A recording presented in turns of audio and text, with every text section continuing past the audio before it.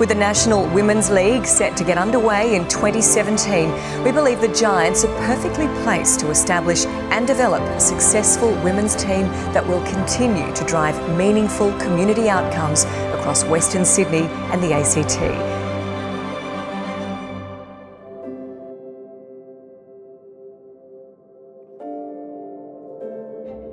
My name is Amanda Farrugia and I was the inaugural captain of the GWS Giants AFLW team. I came to the game pretty late. I started playing footy at 25 because I was bored of what I was doing.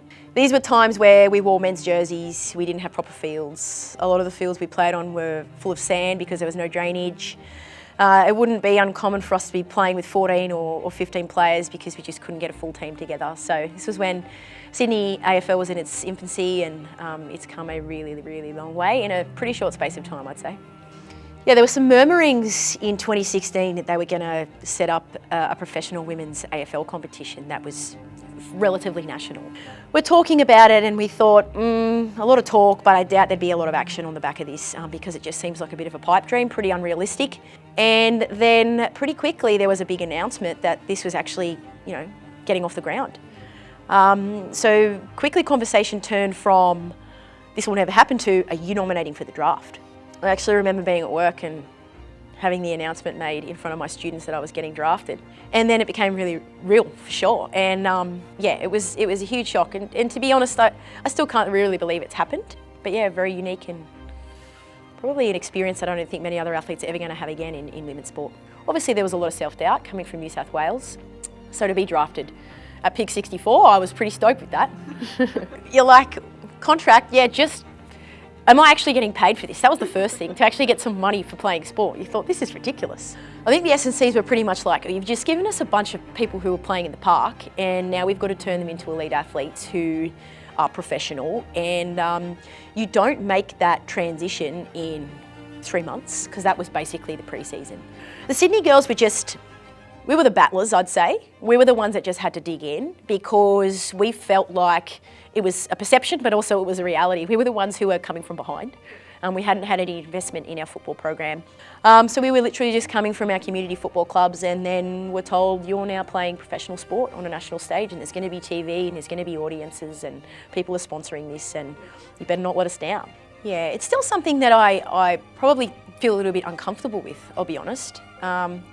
When I was playing in that first year, especially early in the pre-season, all I was focused on was just trying to be better at football, because the reality was I'd only been playing for 5 years. So every training session was just about following my coach's orders, doing what I needed to do, and just being a better athlete. And I remember Tim Schmidt, the coach at the time, he rang me up and said, oh, Fridge, we just were wondering if you could come in and do this media thing. And he was very vague. And so I came in the afternoon, there was no one else here. I was wearing my training singlet. I was like doing all the right things. And he sat me down on one of these picnic benches just outside. And he said, we're actually here to talk about the leadership, and we want you to know that you've been voted in as the captain. And to talk about not being able to say anything was a rarity for me, because I usually have a fair few things to say. As a school teacher, you kind of got to talk on the fly. And I was really, really stumped as to why I had been chosen to be the captain of the team. And then I thought about it even more, and I remembered about the fact that the coaches were involved, but it was predominantly a teammate vote. And I was just a little bit unsure. I'm like, really? Like, what's going on here? Why is this happening? And I went home and I told my husband, and he said, wow, are you sure about this? And it wasn't something that it was in the realm of consideration for me, but it was difficult, especially when you're losing a lot. It was also difficult because we had a really young group, and a lot of those leadership responsibilities that might be kind of divvied out amongst other members of the group all fell upon me.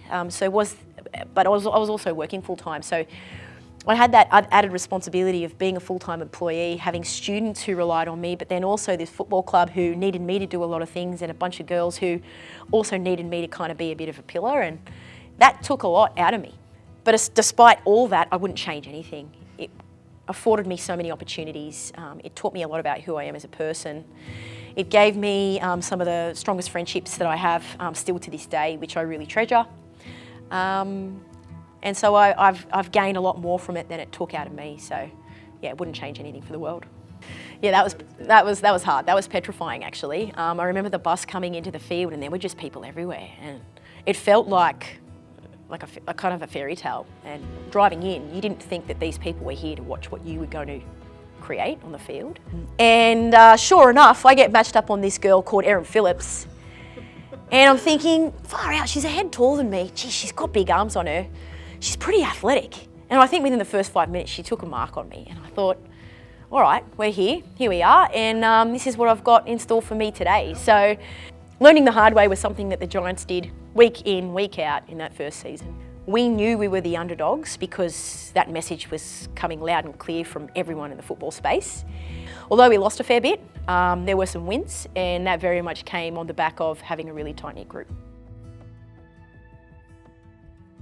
It's been a tough old season so far for the Giants, but the wet conditions help them.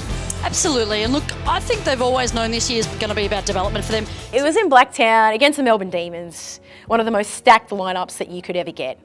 So the fact that it was raining, it was on our home deck, and we had a little bit of a crowd, meant that we could string something together. I think a lot of us were just stumped that this has actually happened. The Giants celebrate their first win in the AFLW. I have a very happy captain here. Rich, your first win of the season, how does it feel?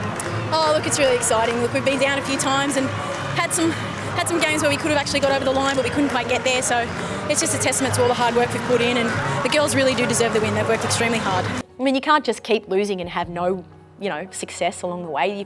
You've got to take those little bits of, I guess, that little spark and carry it with you on your back as long as you possibly can for the duration of the year. And I think that's what we did.